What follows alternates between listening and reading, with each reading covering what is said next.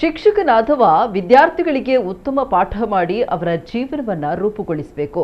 ಆದರೆ ಎಲ್ಲೊಬ್ಬ ಶಿಕ್ಷಕ ಮಾಡಿರುವ ಕೆಲಸದಿಂದ ಚಪ್ಪಲಿ ಏಟು ತಿಂದಿದ್ದಾನೆ. ಈ ಘಟನೆ ನಡೆದಿರುವುದು ಬೆಂಗಳೂರು ಹೊರವಲಯದ ನೆಲಮಂಗಲ ತಾಲೂಕಿನ ಮೆಡಿಕಲ್ ಕಾಲೇಜೊಂದರಲ್ಲಿ.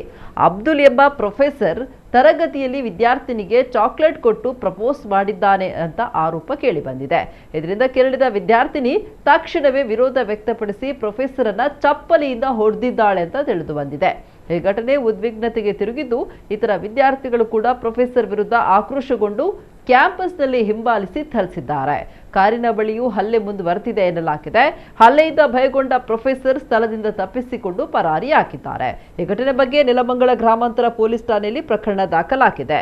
ಸದ್ಯ ಪೊಲೀಸರು ತನಿಖೆ ನಡೆಸ್ತಾ ಇದ್ದಾರೆ.